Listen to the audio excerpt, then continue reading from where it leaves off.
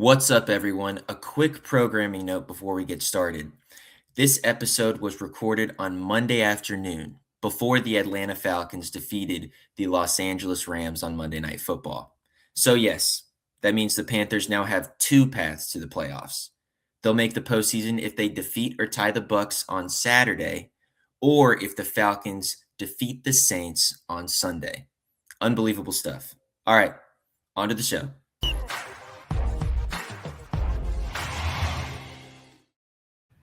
What's up, everyone? Welcome to another edition of Processing Blue, where, yes, we process blue for you. I'm Alex Zietlow, and I'm joined today by not one, but two amazing guests, Carolina Panthers beat reporter Mike Kaye and columnist Scott Fowler. And my fellow observer writes, I have so many questions for you, but my first question is going to resemble Bryce Young when he's in the huddle and about to embark on a potential game-winning drive. Today, right now, on this podcast, is there any place you'd rather be? Oh, absolutely not. This would definitely be the summit of my life right now to be on this podcast. Thank you for inviting me back. I've been a substitute teacher for a while and now feel like I'm in the faculty teacher workroom, so thank you. But as far as Panther fans listening to this go, I would say this. Do appreciate this moment. Please do back up for a second from all your holiday, turmoil that you're going through, and just think about how weird this is. That the Panthers are on the final day of the season, final weekend, going to be playing in an absolutely meaningful game that is a win-or-you're-in playoff game for them. In a primetime slot, basically Saturday at 4:30 p.m. No other game on TV, no NFL game that day. An enormous number of people are going to watch this. And, having covered a lot of really, really poor seasons over the years, these moments don't come along very often, so appreciate it. Mike? I'm well. What a time to be alive. I like that Scott always has like the Queen album cover background where it's like everything's dark around him and he's just like looking up like that.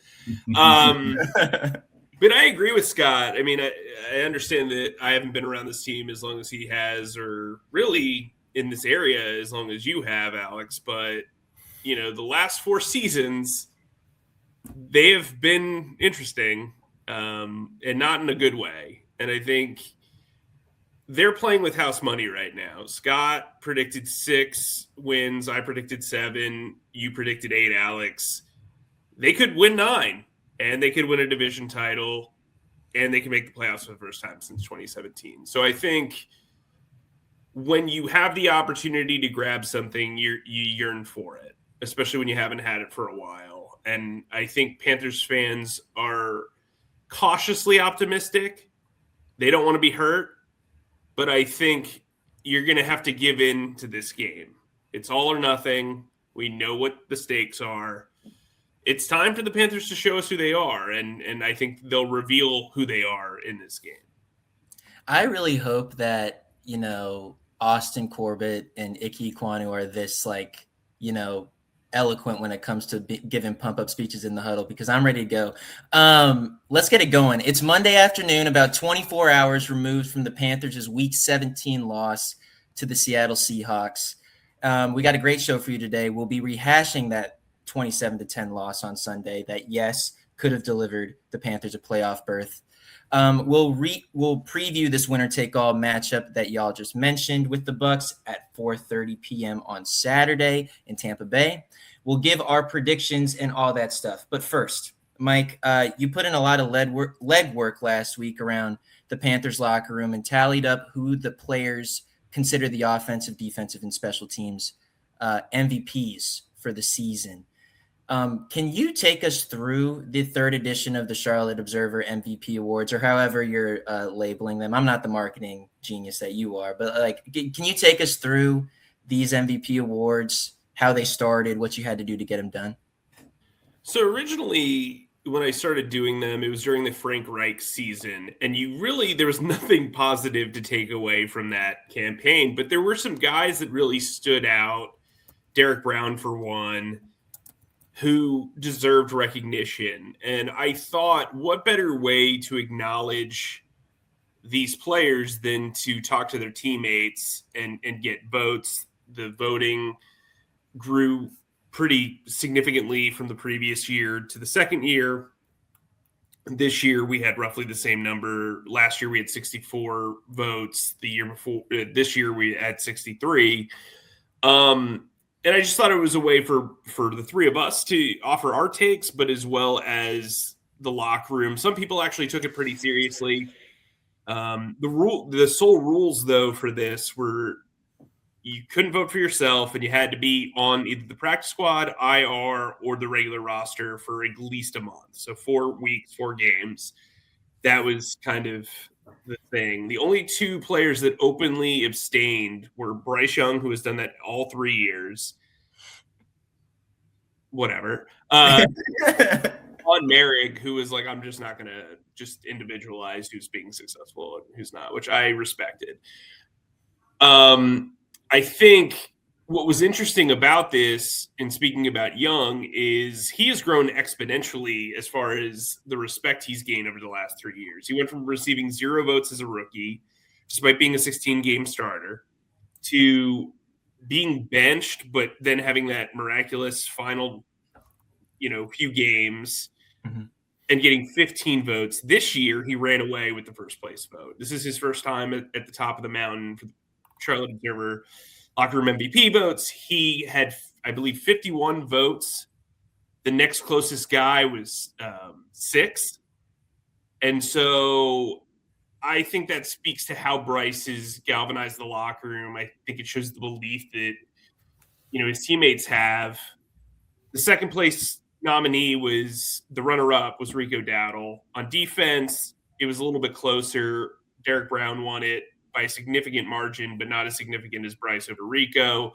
J.C. Horn was the runner-up. He's the team's lone Pro Bowler. Special teams was actually pretty close. Thomas Incoom, who I've talked about quite a bit since training camp, he won the special teams MVP, followed by Ryan Fitzgerald. It was pretty close, just a few votes separating them. Incoom, as I'm looking at my notes, had 22 and Fitzgerald had 19. So pretty close.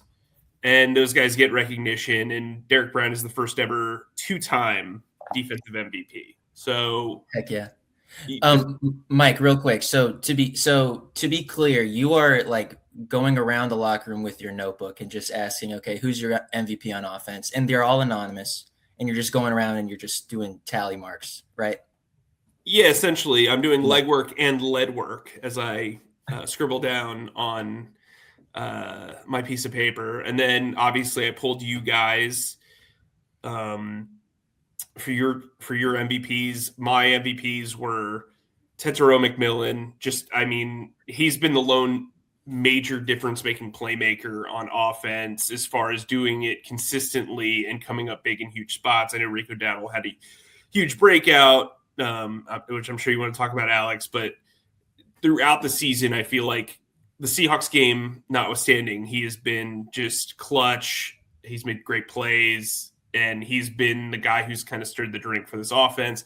Defensively, Derek Brown, and then special teams-wise, Sam the Weapon Martin. So that's where I'm at. What were your guys' takes on this whole MVP process? Yeah, Scott, I wanted to get yours. So Bryce was offensive MVP. Derek Brown was defensive, and special team was Thomas Incoom. Did you get any of those 3? Yes, one of the 3 I agreed with, and that was Bryce. A little hard to talk about it after what just happened in Seattle, but you got to look at the whole picture. And Bryce, to me, has taken a real leap in his 3rd year, particularly in making plays in the 4th quarter when it really matters. He has, led 12 game-winning drives now in his career, which is a lot if you've only played 3 years, and 6 of them have been this year. So he's really stepped it up in the right moments, a large percentage of the time, not all the time. But Rico to me was definitely I thought about that one too. And T-Mac is a good choice too. But overall, I'd say Bryce. I voted for J.C. Horn as defensive MVP, and that was close with Derek Brown. I just think J.C., for all the reasons he made the Pro Bowl, 5 picks is really hard to do this at this point in the NFL. That's a mountainous stat. So gave him the narrow nod.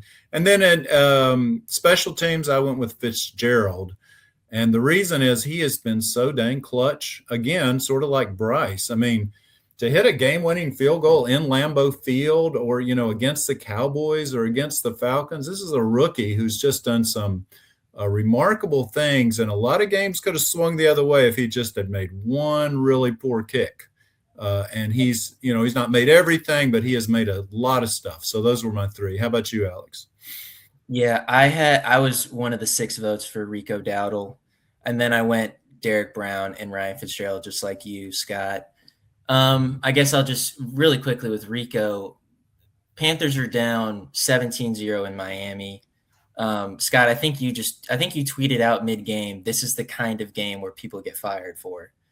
And and all of a sudden Rico Dowdle runs for, 230 something yards, kind of giving this Panthers offense some sort of life. Because even when the Panthers beat the Falcons 30-0, that kind of felt like a special teams and defensive win in many ways. And so the Panthers won with their offense, and they won it because of Rico. The next week, Rico gets revenge on this Dallas Cowboys team, and then all of a sudden the Panthers are dangerous. And I don't think that this season could have happened without that stretch from the Panthers running back. And it's funny to look back on all these sliding doors moments, but it's like, what happens if Chuba Hubbard doesn't get hurt? What happens if the Panthers have to figure out life with Chuba Hubbard and Rico kind of splitting carries and them not having an identity in the run game? Like everything changes. So yeah, that's kind of why I chose Rico. I chose Ryan on special teams because he's been clutch as well. I think 4 game-winning kicks for a rookie is the most since like 2011 or something like that. I wrote that previously. It's escaped my memory now. And then Derek Brown is just remarkable. And it's an utter disappointment that he didn't make the Pro Bowl this year. But we have litigated that before on this podcast and previous things. Any final things that we want to say before we move on to our next topic? Any final things on the MVP discussion? I think Thomas Nku making it as a coverage guy, it's typically guys that make it for their coverage. Last year, it was Felipe Franks, and Lonnie Johnson was his runner-up. The year before, I believe it was Sam Franklin and Johnny Hecker. So I think the fact that a rookie kicker was able to make it shows the amount of respect he's gained. I mean, this was a guy that Dave Canales refused to call him their kicker for the long term, and now he's that guy. I will say with Sam Martin, if you look at like the coverage, like the returns against them, it's not pretty. So it was kind of hard for me to vote for coverage. Everybody, I mean, Alex, I talk about Thomas Nkum all the time, but I think Sam Martin has really saved them in a lot of these very close games, similarly to making clutch field goals. So that's why I wanted to give him his due. But I think the conversation is really interesting. And Scott bringing up this past game, I think for Bryce is also really interesting as we get into the thick of recapping this game. Mm-hmm. Yeah. Let's get into it. So, Scott, I'll start with you. I guess Panthers total offense against the Seattle Seahawks, 139 total yards, 99 rushing yards, 40 passing yards. Yes, Bryce Young finished with a career low 54 passing yards, but he also took 2 sacks for minus 14. I think technically those kneels counted toward his rushing total, so the kneels weren't part of the sacks. Scott, let me just be general with you. What made this offense so anemic in your eyes? Well, the first thing that made it that bad was Seattle's defense is so damn good. That's an incredible team. I think, before we start thinking about everything that went wrong for the Panthers, and a lot did, you got to look at the quality of opponent. And that's a team that I think very, very possibly will win the Super Bowl, or at least make the Super Bowl. I don't know if they will, but they feel to me like the best team in the NFC right now. beyond that, I thought the game plan wasn't good. I think, Dave Canales admitted that a little bit today, that, if T-Mac is really your focal point, supposedly in the offense, how do you only throw into him 4 times, and how's he only catching 1 for 5 yards? I know he was sick, but he was out there. Everyone's dealing with something, right? So I think that was, I just don't think they ever tried to take the top off. And then the players just didn't win one-on-ones. And that's everywhere. The offensive line and all the receivers who had some one-on-one coverage and couldn't break free. Bryce, was not good. And so none of them were good. 1 for 11 on 3rd downs that's like high school numbers, when you're playing when you're like a 2A team playing a 7A team or something. And so is 54 passing yards. That's incredibly low. As I mentioned today, the last time he threw for that low of a number, 84 yards in week 2 of 2024, he got benched. That was the famous Bryce gets benched for the next 5 weeks game. This one's, feels a lot different because the quality of opponent's better, and he has earned some leash with this, the year that he's had. But he's going to have to play really big again against Tampa Bay, a much more doable thing to do. But that offense, my goodness, they have to score in the 20s in this game to win it. What did you guys think? Mike, you got it.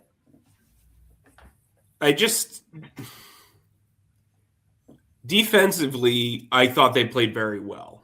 So let me give you a couple of stats. When the Seahawks started on their side of the field, they scored 6 total points. When the Seahawks started on the Panthers side of the field, they scored 3 touchdowns, 21 points. The Panthers turned the ball over twice in their own territory and then also had a turnover on downs. Those led to the 3 touchdowns for Seattle. This defense took away points with the interception by Mike Jackson.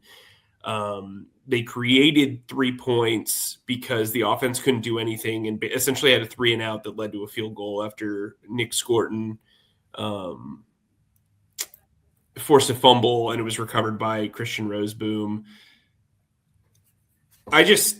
Offensively, they let the defense down. I don't like doing that where it's like one side, they didn't play complementary football. This is this person's fault. And solely, the defense showed up. Special teams showed up. Trevor Etienne returned some kicks.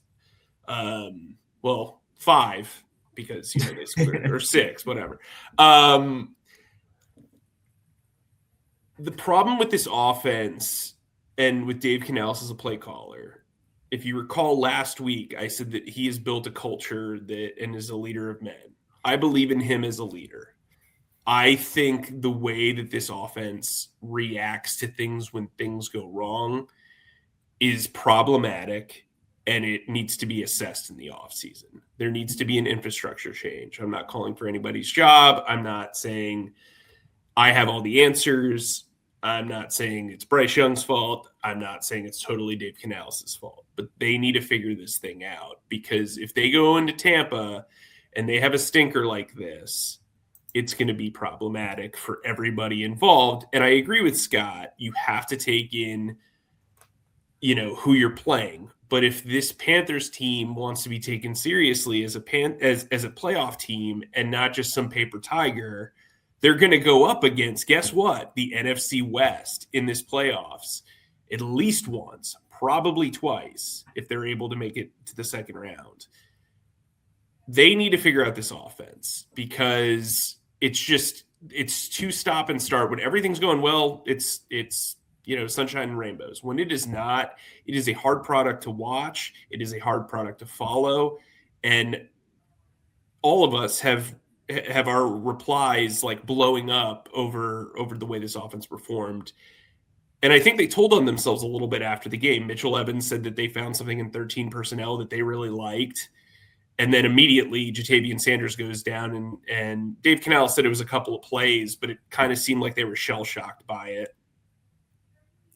And then on top of that, T-Mac's illness, as Scott brought up, even if he's not capable of playing to the level that he can, even though Bryce Young and Dave Canales said that he looked the part, when that's not working, you have to move on to something else and be adaptable. And I don't think this offense has been adaptable. That's been the one flaw. When stuff is going well and they're play calling perfectly and everything's in a rhythm, it goes well. But their inability to react to the negative is kind of problematic for me. That makes sense. Just from 1,000-foot view, the thing that got me was there was just no ability to break tackles.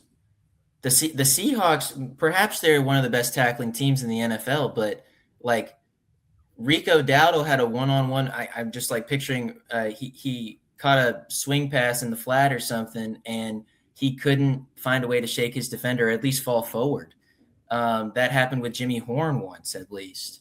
These are some of the most elusive guys on the team. You got to be able to, when nothing is working schematically, you got to find a way to get 3 or 4 extra yards on those sorts of plays.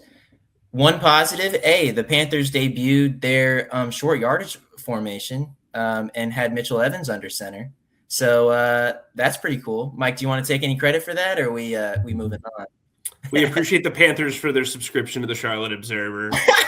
I'm sure Scott's the one that got him there, but, I'm sure they really enjoy my Wednesday analysis. A final thing about this game before we move on. Obviously, Bryce Young had a career low in passing yards, but, I don't think he actually – I mean, yes, he played poorly, and yes, the fact that the offense was so bad is a reflection on him. But, coming away from the game, it felt like his ability to create and his ability to run was really the only life that this offense had. I mean, he was under pressure a lot. He found a lot of success running the ball. Obviously, the Panthers' only touchdown was a rushing touchdown from Bryce Young, which actually catapulted him into second all-time in Panthers quarterback rushing touchdowns behind Cam Newton. He took that title from Sam Darnold, by the way, which was just kind of an interesting moment of serendipity. But I just don't think he played as bad as his numbers showed. Do y'all disagree with that? Mike, do you disagree with that? You're shaking your head. I thought Dexter Lawrence took over this game. I thought the line of scrimmage was dominated by the Seahawks front seven. And I think that kind of curbed Bryce's ability to create as a passer with mobility, the way he manipulates the pocket. I think part of it is what the Seattle defense did to him. I didn't think he played well. 54 passing yards. I mean, the one interception, when you look at the replay, initially I thought they just had a miscommunication, but it was underthrown and pretty easy to get under by Julian Love. I thought, honestly, the play calling and the choices as a passer were kind of lame or kind of timid. He didn't really throw a lot beyond the line of scrimmage. And I think if that was the game plan, somebody should have pushed back against that, especially after halftime. And so I would just say the play calling, and I think the Seahawks front seven greatly limited him. That said, sometimes you got to take it in your own hands and air it out. One issue with Bryce Young, even during this turnaround, and I'm not a pure numbers guy, but when you see Cam Ward got 3,000 yards this season in 16 games, and Bryce has still never exceeded that despite being a 16-game starter as a rookie. I understand he had terrible weapons around him. So does Cam Ward. And then what he's got this year, I just feel like there's not enough of a push to throw down the field consistently. Yeah, I'd agree with that. I'd agree. Yeah. I mean, you see it though. Yeah. Well, they're not always open, but they don't take enough risks. That's the bottom line. I mean, they're just, you got to throw it down the field to Horn once a game and just let it be overthrown. I mean, even the one time I think they tried it, I think they actually were going to have Coker open on that one play where he got pass interfered with. Smart play by Seattle because he was doing a stop and go and about to beat the guy, and he just basically pushed him to get the, a 10-yard penalty. Could have been a 40-yard gain. That was it. I mean, you just gotta. They had 8 or 9 people so close to the line of scrimmage. I don't know what. And then I would say, before we move on, the last thing, Also, I thought Seattle kind of dominated offensively on the line of scrimmage too. Those are some big guys, and Corum, just kind of bruised. He was a bruiser and ran for 110 or something. They had a hard time stopping him. That was, to me, that's the worst matchup if you think ahead. You don't want to play Seattle. Give them the Rams. I think the 49ers, as wonderful as their offense is, at least will give up points. But my goodness, that Seattle team, I don't think you want them twice. But maybe that's not going to be a problem. So we'll move on. That's far down the road from you got to beat Tampa Bay first to worry about any of that. So let's talk about Tampa Bay. Scott, I'm just laughing at the fact that you were shell shocked we didn't the Panthers just cannot afford to see the Seahawks again. That's funny. Let's move on to week 18, where the Panthers are into the playoffs with a win. They will be in Tampa Bay. If they do come away with the win, it'll be their first playoff appearance since 2017. Just a note, we are recording this on Monday afternoon, so there is still a very narrow path to the playoffs if the Panthers do in fact lose. That narrow path involves the Falcons, but a lot needs to happen for that to work out. So we won't go too much into detail on that. But as Bryce Young said on the podium Sunday night, as far as he's concerned, this Saturday game against the Bucs is a playoff game. The playoffs, quote, come early. So let's talk about it real quick. Scott, I will start with you. I understand that there's a lot of good vibes in Carolina right now. The Bucs are only favored by 3.5 points, according to the sports books, and they're at home. They're otherwise in free fall. They've lost 7 of their last 8, and that includes losing their last 4, blah, blah, blah, blah. But am I crazy, Scott? I'm not super convinced the Bucs are in all of that dire straits. It's not ideal to lose your last 4 games, obviously, but the point differentials in those last 4 games, 4 points, 1 point, 3 points, 3 points. They are literally a Baker Mayfield completion or just an incompletion against the Panthers as opposed to an interception away from having the NFC title right now. So I'm not super, I don't know, man. I'm not super convinced that the Bucs are in free fall and that this is like that the Panthers, obviously the sports books don't say the Panthers are expected to win, but I'm not so I don't have the conviction that a lot of these diehard Panthers fans on Twitter do, saying that the NFC South crown is theirs. Scott, can you remind people how close this game was 2 weeks ago? Because maybe some have forgotten. Well, hopefully not. That's a really short-term memory if you've forgotten it 2 weeks ago already. But I'm sure that has happened. People, retroactively you think, oh, yeah, the Panthers they were destined to win that game. Didn't really feel like it at the time. That was an absolute war, 20-20 and then 23-20, if I'm remembering it right. And then at the end, the Bucs are driving down there, and Baker Mayfield just makes the kind of play that he used to make as a Panther very frequently, and that was an ill-timed interception. With Tampa Bay, he hadn't done that very much, but this year he has more. And he threw one that Lathan Ransom picked off, and that kind of saved the Panthers, from at least maybe another overtime situation. Bryce was good in that game, threw for close to 200 yards and a couple of TDs. I expect this game to be much the same. I think these teams line up talent-wise very similarly, and it's not going to be easy. It's not going to be easy at all, and they're gonna have to play better than they did against Seattle to win it. Tampa Bay, as you say, this isn't a team losing by 20 points. This is a team that's just caught a lot of bad breaks, and they've gotten a lot of guys healthy, and it'll be a war for sure. Yeah.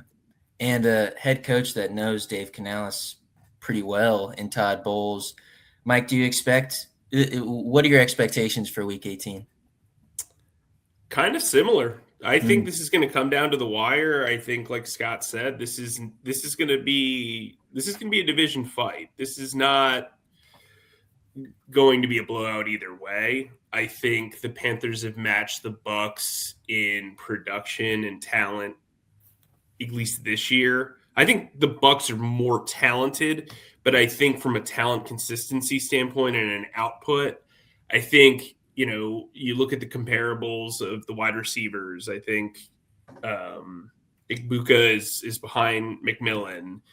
You look at the running game; those are pretty comparable numbers. Like Bucky Irving's awesome, but like they're not consistent enough for you to feel like the Bucs should be heavily favored. And you get 3 points for being at home, so really they're only like a half-point favorite. I would probably take the points just because I think it's going to be very close, and I think it's going to come down to the wire, and it's going to be a really tough file at the gun to take you behind the scenes. But, when have the Panthers ever been, easy, right? But I do think if that means that the Panthers win, it will be all that more satisfying. I do think it's kind of weird that everybody was like, yeah, they'll just sweep the Bucs because of I don't know. I think these teams are pretty evenly matched. And I think if things go poorly early, it's going to be tough for the Panthers to react in a way that it doesn't look like Seattle and think stuff's crumbling. I understand that Bryce Young is able to come back in games, but if they get down by a significant margin, let's say 13 points, I am a tad concerned.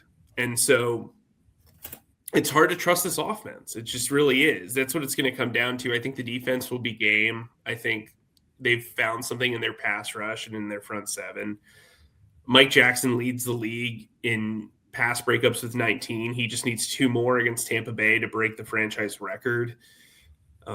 He and J.C. Horn have 9 combined interceptions. If they can create turnovers, they'll keep the Panthers in the game. But the Panthers' offense failed against Seattle. They absolutely cannot do that against Tampa Bay, and have hats and T-shirts after the game, and go to a nearby Outback Steakhouse.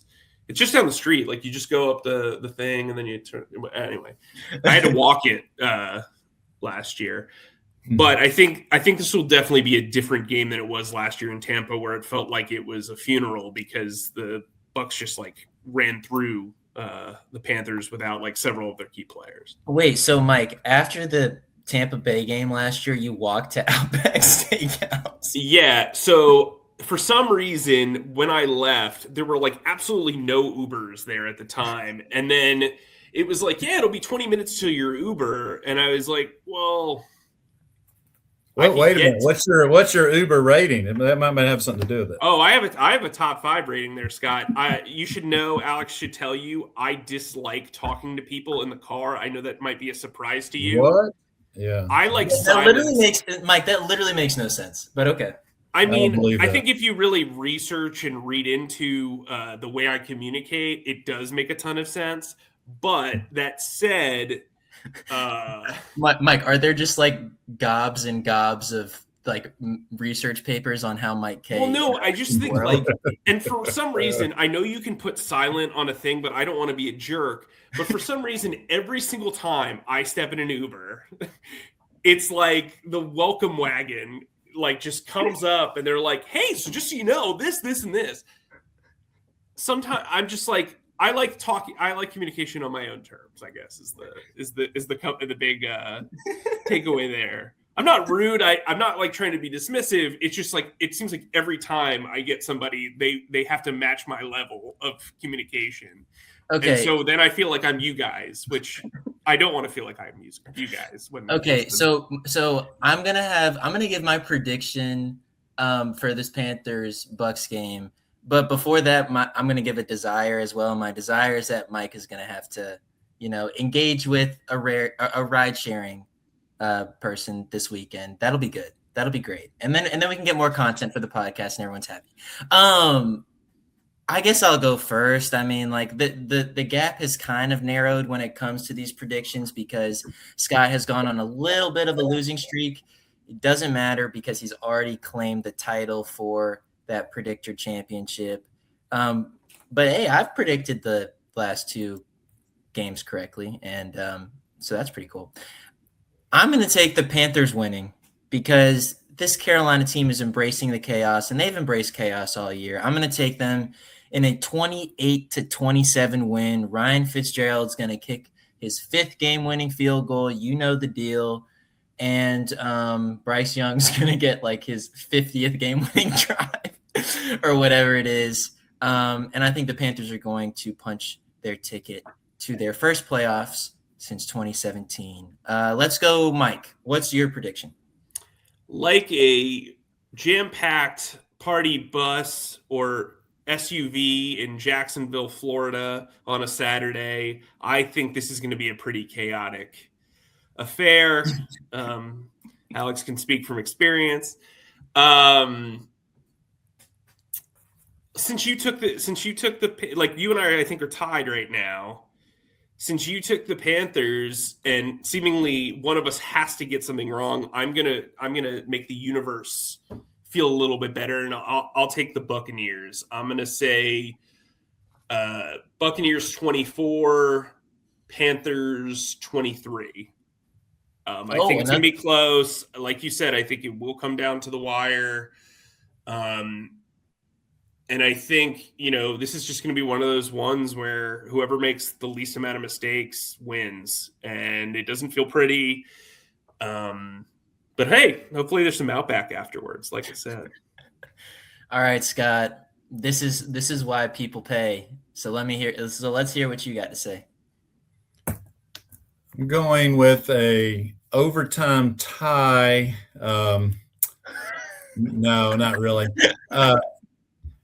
I'm going to let's back up just for a second. When you said I'm in a little bit of a losing streak, my record this year is 9-7, which is not great. Picking one at a game at a time, but both of you are tied at 5-11, so that's not exactly a small margin. And so you should believe my pick here, and my choice is Panthers. Get off the 8-year postseason losing streak. Win this game by more than you think, because the defense is going to play well. Baker Mayfield, I'm trusting in his ability to implode, which he did so many times as a Panther in that one star-crossed season. Panthers 23, Bucs 16 is my pick. Wow. The metronome continues. So Scott, you think they're going to buck the trend? Yes, exactly. God, I would hate to have to a Buc-ee's after that. Yes. Okay, well done, guys. Any final thoughts before I take us out of the show? Good stuff as always. I mean, this is it. We asked Dave Canales on Monday, is it going to be difficult for the team to refocus, blah, blah, blah. And he essentially gave a mini pump up speech talking about how, hey, this is what you dream of. This is word to Bryce Young. Where else would you rather be? Any final thoughts before we end the show?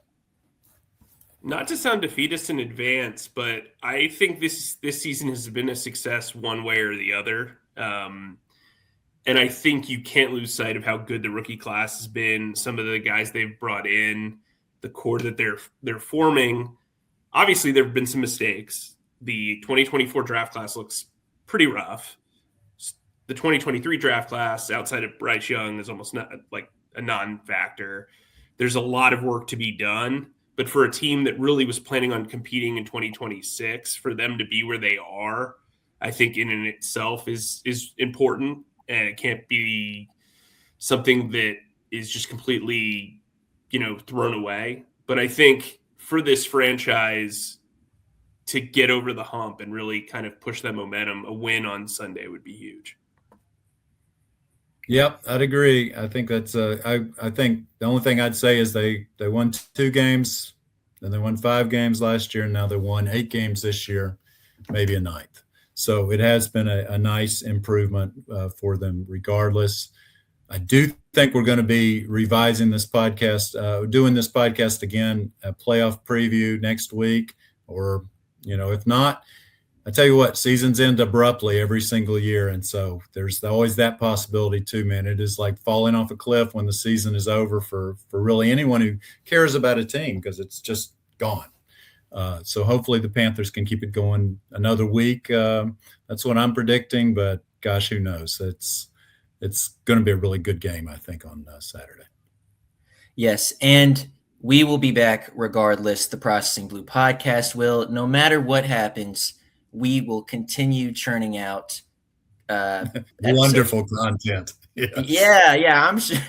Scott, you ain't got to laugh when you say it like that, though. But anyway, all right, and throughout, obviously, the offseason and through the draft and the combine, we will be here for you.